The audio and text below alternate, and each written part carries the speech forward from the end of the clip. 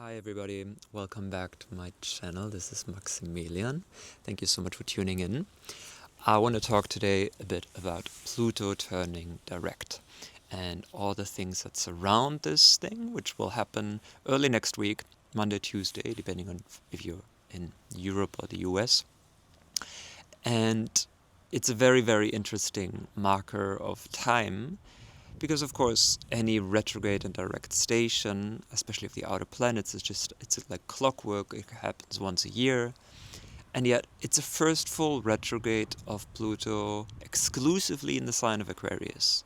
And in that way, really initiating us into and activating all of the Aquarian dynamics that over the last year or two, we have been able to see it, witness so strongly already, which we'll still live through, all of us collectively, for the next 20 odd years, 19, 20 years, that Pluto is still in Aquarius.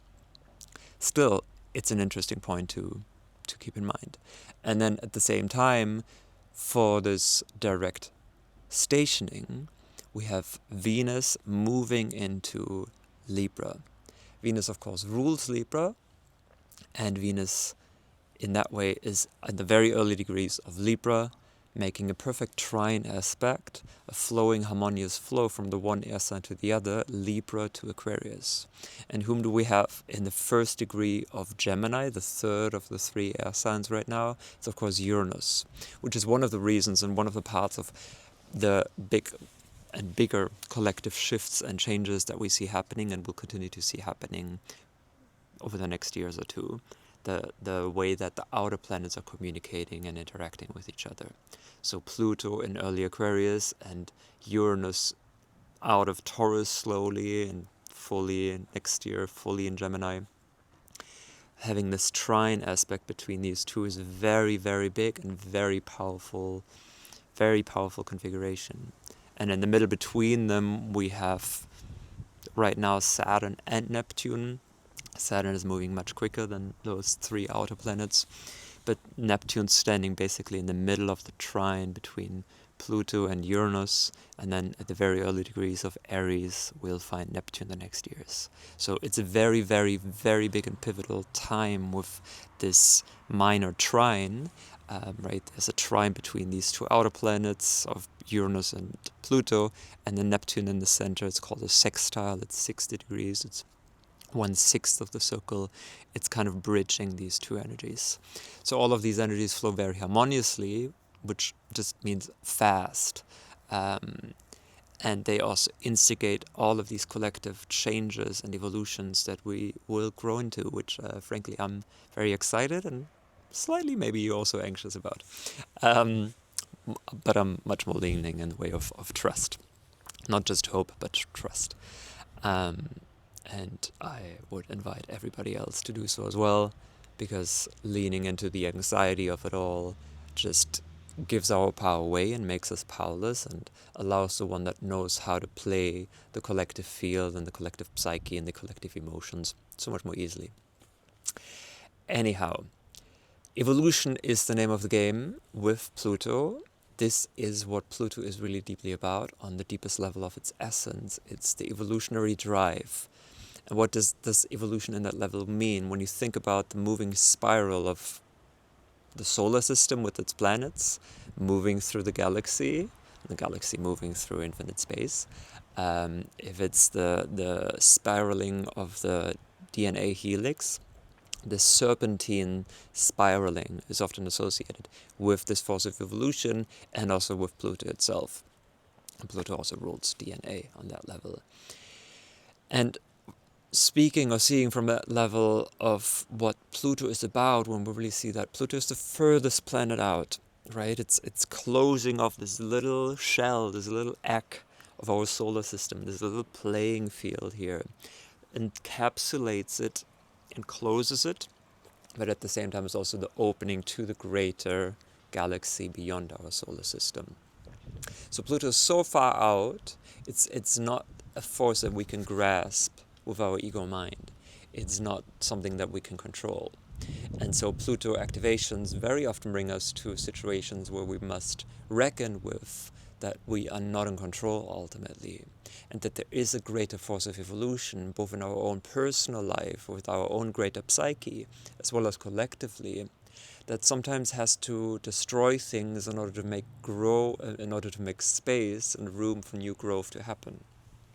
And on that level, Pluto is also associated with glaciers, with volcanoes and volcanic eruptions, an unstoppable force of nature that does not care what kind of outer forms and physical reality it has to change or destroy or transmute, so that new life, new growth can happen. So this is also when we have very strong Pluto transits ourselves personally. If you've got anything between the 1st and 3rd degree of Aquarius, or the other 3 fixed signs, Leo opposite, or Scorpio, or Taurus to the sides, right? Between the 1st and the 3rd degree, you will have just had, and will continue to have for a little bit, very strong Pluto activations for these points, for these patterns in your birth chart, and thus also in your psyche, in your life. And on that level, Pluto brings transformation, but it's very often first through this inner underworld journey. And the same can be said for us collectively. Pluto dredges up and pulls up the shadows, pulls up the underbelly of the things that we were not ready to confront or see, and brings the shadows into light, which first often means that we have to reckon with and accept that this kind of shadow is there or has been there all along. So on that level also, Pluto always deals with themes of power and powerlessness, which is what we often feel in underworld journeys and strong Pluto transits. A deeper feeling of powerlessness in regards to some kind of situations or circumstances that we're not in control of. But then it wants to bring us back to an authentic sense of empowerment, of where and how lies our power. Yeah, there are things that we are not in control of, but what can I control in this situation? And on the deepest level, it's never about an outer level of control, which is very often coming from quote-unquote ego, but an inner level of where and how we can control ourselves. Pluto in Aquarius corresponds so much to the archetypal dynamic of authenticity, freedom, liberation, to be our unique individual self, not afraid of the judgment or the exclusion or the exile from the group or the collective, which Aquarius also represents. And in that way also not playing by the usual rules anymore, but really stepping into our own unique inner power that is Aquarian in a sense, meaning that it's completely wholly unique. Whoever you are, whatever you bring to this life, to this world, to this humanity in this moment right now, is absolutely unique. Sure, there's maybe 1 million people that do similar things as you, but nobody does it the way you do. Nobody has your own divine, true God spark of your soul, of your heart, of your essence. And Aquarius is so much about releasing that and to stop playing any kind of game, to stop trying to adapt, which all air signs are really adept at, to pardon the pun, because there is a huge awareness of social dynamics and interpersonal space, making also the beginning of this transit early next week even more interesting with Venus as a grand air trine there. All the 3 air signs are so much about mind, but also about relationship and the realm of ideas, the realm of thought, the realm of mind, and the inter-psychic realm between us on how to play the human game with each other. Who are you and I am I, right? That's a Libra dynamic. Gemini can play and trick along and it's like, oh, but it can be this to this person and that to that person. And it's all unique and it's all true because I'm just showing different facets of myself moving like the wind. It's a Gemini energy. Aquarius, though, from the 3, is the one that usually is the most stoic, can be really, really fixated, right? Aquarius is fixed air, that as soon as it's got one idea or one view of how to do something or who they are to be or who they want to be, that they can become very rigid again in that. Pluto stationing now to go direct speak something to us about where and how do our own rigid mental thought patterns of our ideas of who we are or who we used to be don't serve us any longer. How are they not in alignment with evolution? Which does mean, yes, maybe accepting a certain death and underworld journey and letting parts of ourselves go, which also the eclipses the past weeks have been definitely doing.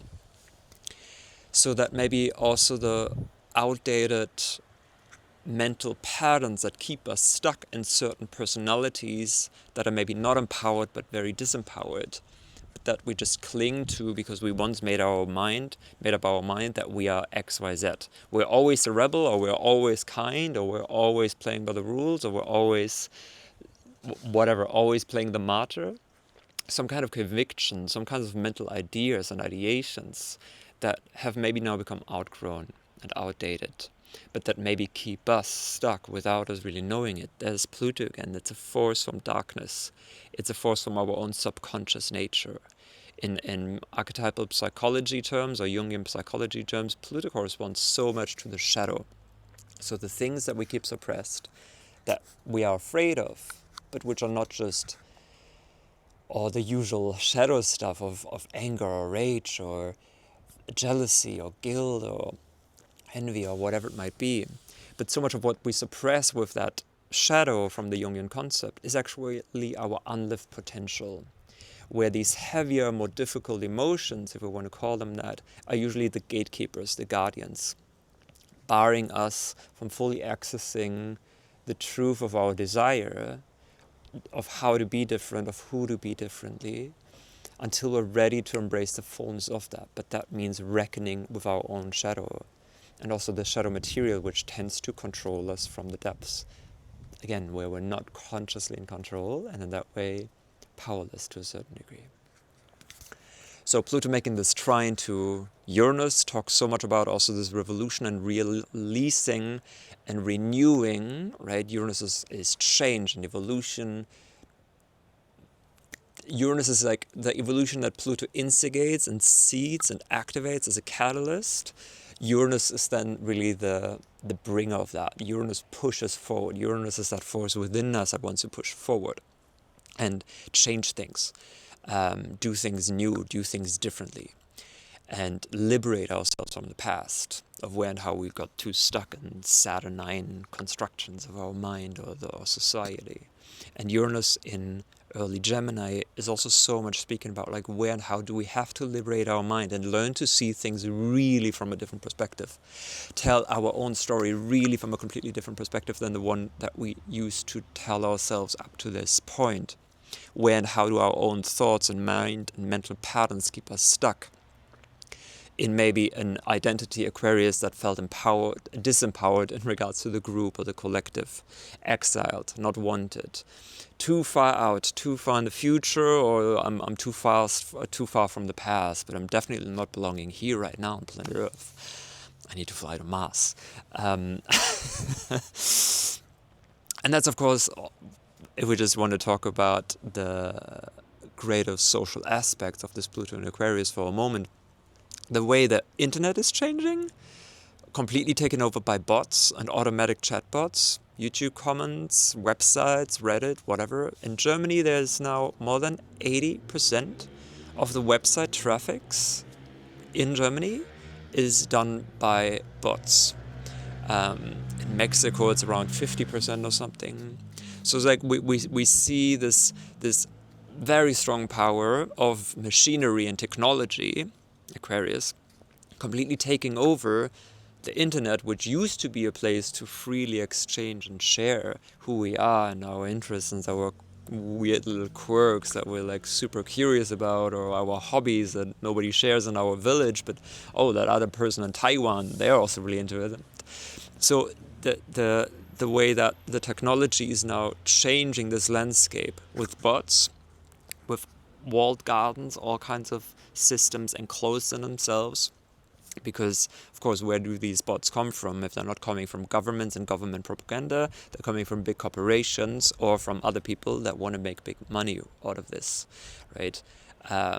This fake reality that also, of course, AI, whether that's large language models like ChatGPT, or also all the artificial imagery, all the artificial videos and sounds, and Spotify being taken over by, or they directly consciously doing it so that they can keep more money, which usually they would have to pay artists. So they're generating a huge shit ton of pardon my English, AI generated tracks, soft music to fall asleep to, and then you realize like, oh, it's all done by AI. It's not even human anymore. So where's the authenticity in that? Where's the humanness in that? And this power of technology taking over here. So we see, since first entry of Pluto into Aquarius, this huge explosion of what large language models, right? We're also curiously learning to understand and see much more how much we perceive intellect or intelligence to be one-on-one connected to speech, to language, which is that Gemini archetype, and also that Uranus and Gemini. We think AI is speech, something, an algorithm that understands human speech enough to give you perfect whatever cookie recipes directly, so without you needing to Google it. So how also our sense of wanting convenience disempowers us from needing to go beyond the boundaries, right? That's Aquarius. Where and how do we have to strive for something that is not done in the usual way, that is usually not convenient, to break the barriers, to break the pattern, so that they can we experience and discover something truly unique and truly novel. And honestly, none of that AI slop coming out feels either unique nor authentic nor novel. And you see the soullessness in that, which is, of course, this other part of Aquarius and Pluto in Aquarius. The transhumanism, the flying to Mars, the being so attached to machines and gadgetry all the time. But the disembodiment from our heart, which is, of course, the opposite archetype, Leo. Leo rules the heart, and where and how do we lose connection to the human heart and just like get lost and trapped in these mental patterns in the cyberspace, or all the whatever craziness that we buy into, whatever else, whatever Labubu dolls or whatever other craziness, insanity that has taken over the collective hive mind, disconnected from the heart, disconnected from the true desire to be a light in this world and to show true, unique creativity, doing it all for the likes and the attention or the economic gain that we can get out of using or utilizing technology or the internet for this. So we see the darkness there. We see the darkness, but we also see the potential of Pluto in Aquarius with all the huge protests rising more and more and more all over the world, and sadly taking way too long, and in my eyes, for people standing up for Gaza, for people standing up against their governments. Remember, the last time Pluto was in Aquarius, roughly 250 years ago, was when the French Revolution happened. So please read up a bit about that. I mean, later on they reinstalled monarchy for a moment, and Napoleon made himself king and royal and monarch of everybody and everything for a moment. But it's not about that there was a pendulum swinging back, but about the seed, the potential, the energetic dynamic of this Aquarian archetype.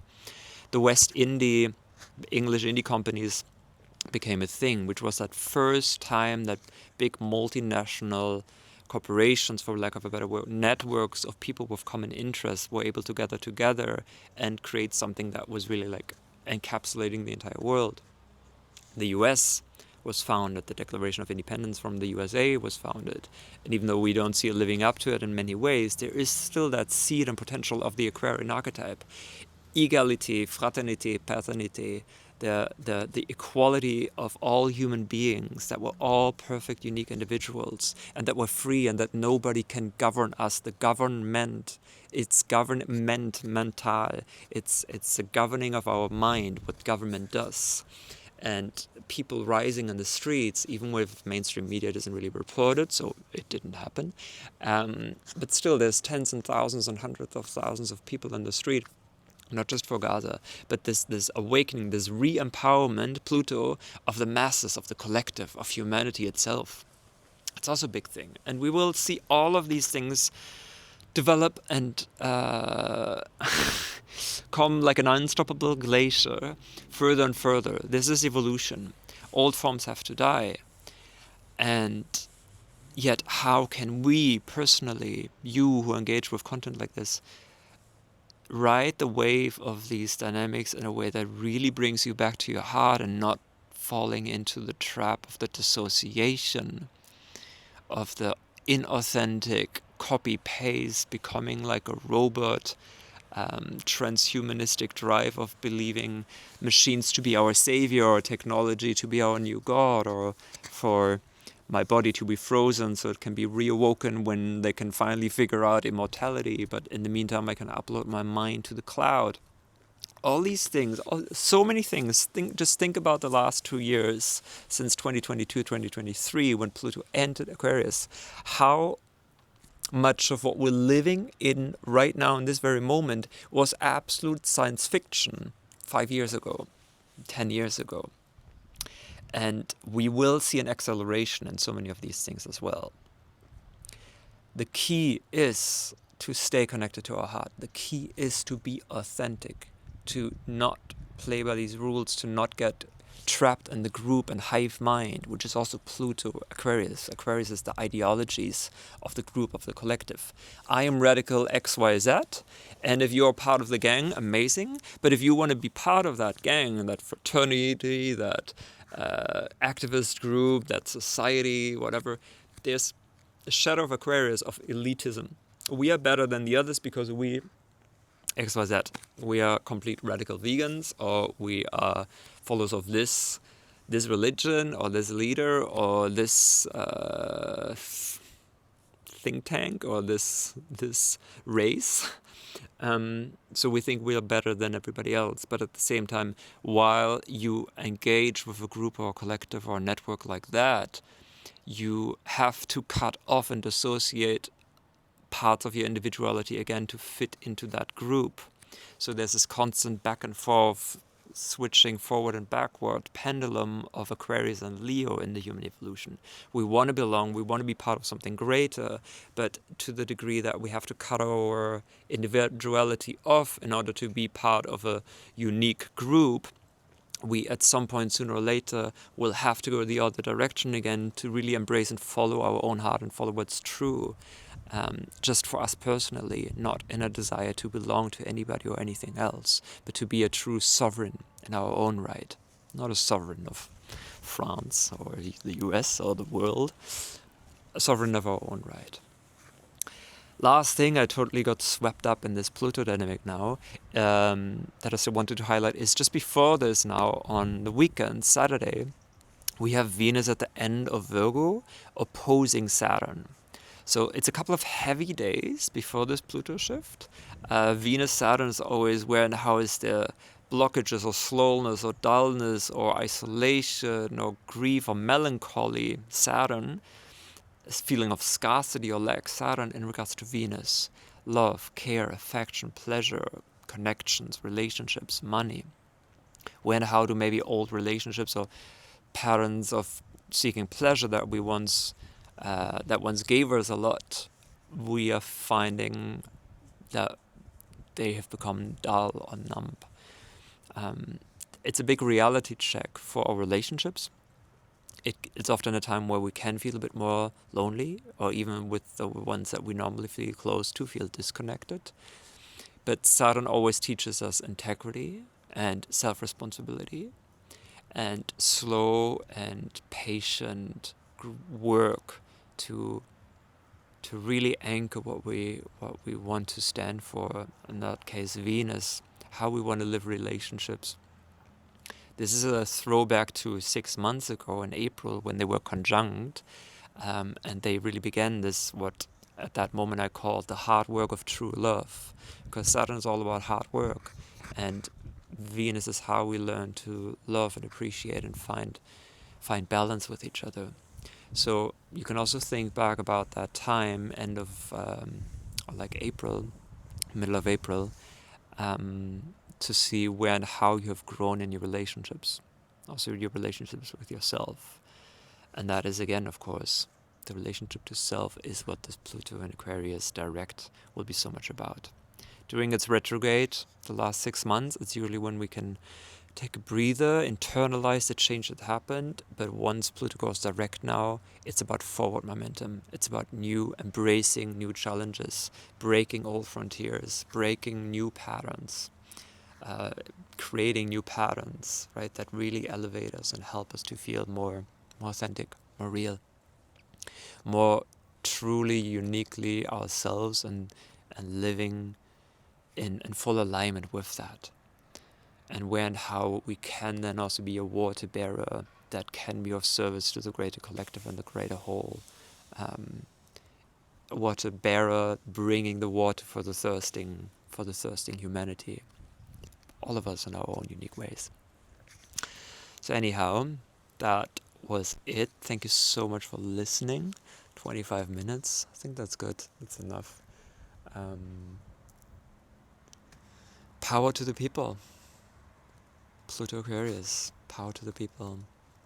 And let's get not sucked in by that transhumanist, crazy AI hive mind that is sucking out human souls left and right and believing this planet to be void of soul. Let's find deep embodiment of our soul here now, and let's learn to show our true colors, unafraid of the judgment or the exile or the repercussions from the greater collective, just because we can, just because we want to, because trying to hide ourselves is just too burdensome to still play that game. We need true, unique individuals to lead the way. Thank you so much for listening. If you want to explore how all of this lands in your own personal chart and astrology, I'm always here for one-on-one sessions. It would be so lovely to meet some of you there. And see you next time. Bye-bye.